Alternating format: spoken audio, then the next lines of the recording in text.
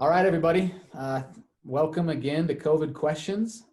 Today I've got Eric Frandsen with me. He's the Vice President of Operations at the Cache Valley Media Group.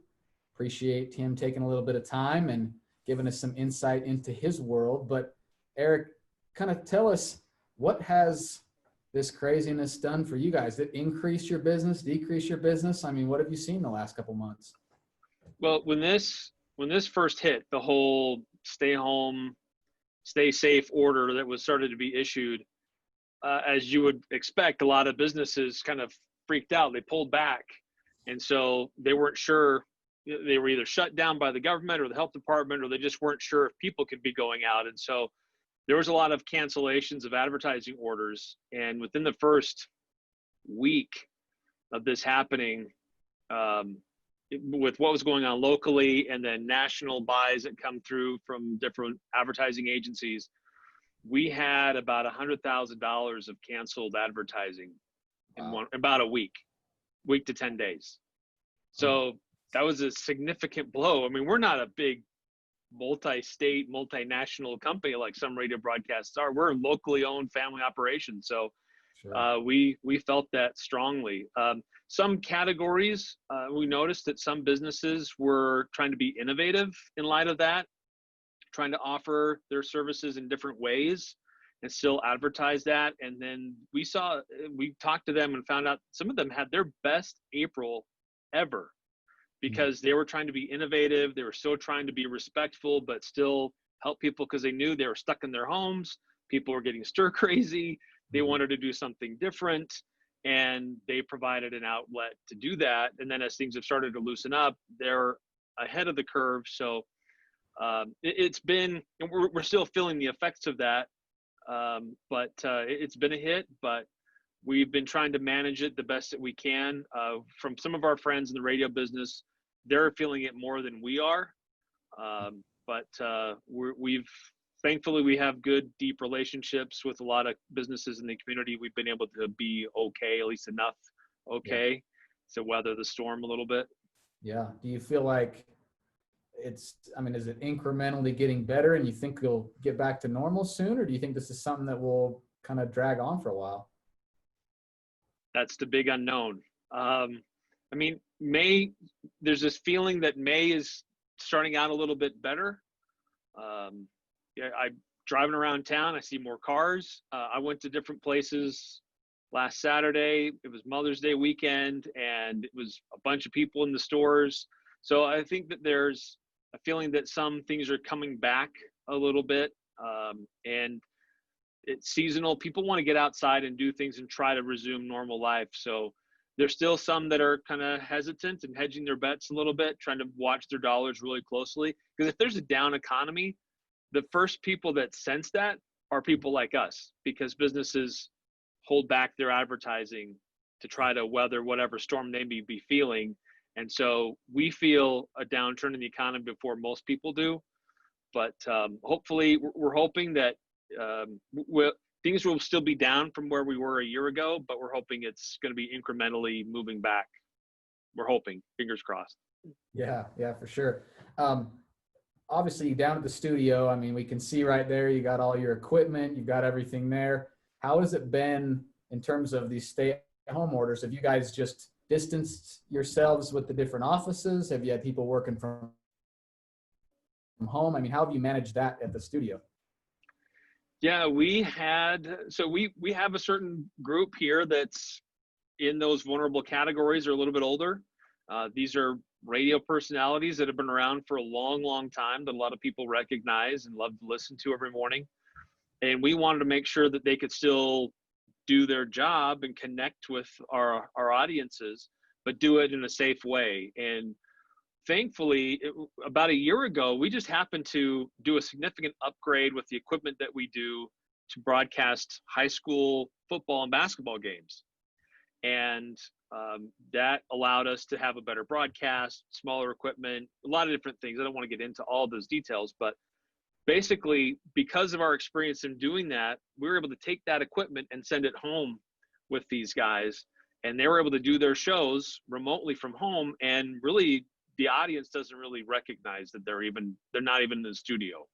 So Thankfully, we've had some technology improvements here lately that have allowed us to do that. We've had some of our salespeople working remotely from home. We have one who lives up in Preston, and they had a stricter stay-home lockdown order in Idaho than we did in Utah. And so there was a real concern about what she could do getting out. So she worked remotely from home for about a month. But she was making phone calls. We would hold Zoom meetings with the sales staff, and she had a very solid March and April, and she's already trending well for a good May. So the bottom line is, what we're all about is trying to connect with people one way or another, either on the air or in the business community. And because we were already doing that, we've been able to keep doing that and still be okay. Not as bad as some other industries. In the different media outlets, since more people are at home and kind of have, they're going to spend more time, it seems like, on social media and different kind of media outlets. Have you seen that increase? Yeah, it's a good question. So besides the radio stations that we operate here, we also operate CashValleyDaily.com, online news site. And our traffic in March set a record. Our traffic in April crushed that record.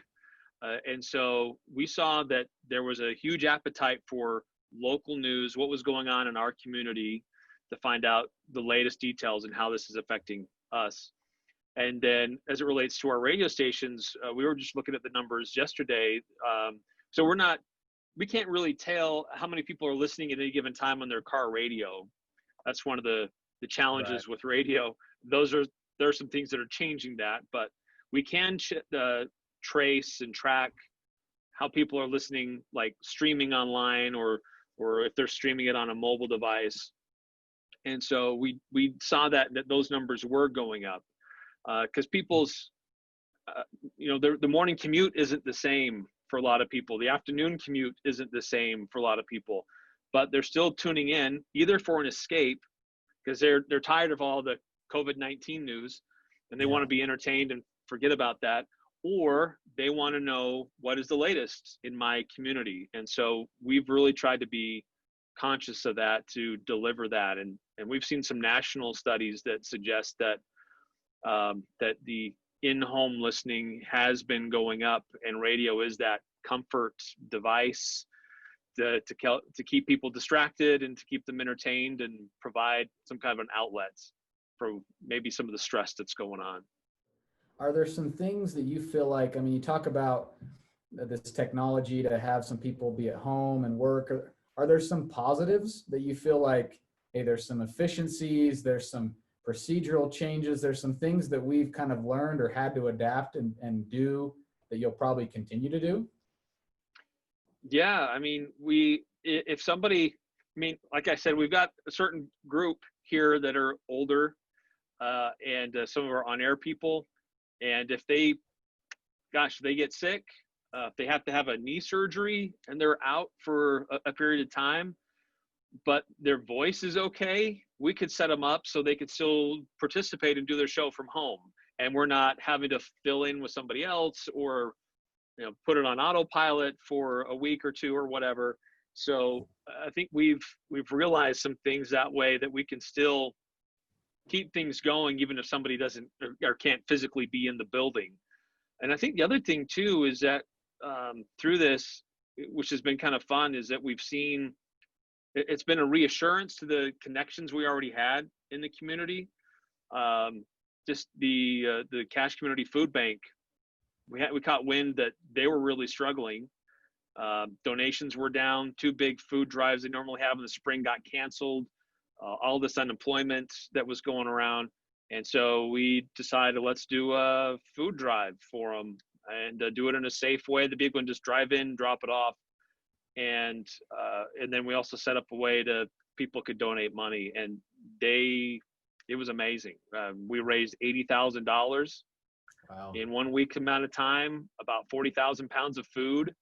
And the only way that people heard about that was what we were doing on the radio. So it was awesome to see the people respond to that need and know that we had those connections already built in the community, that they would respond to something like that.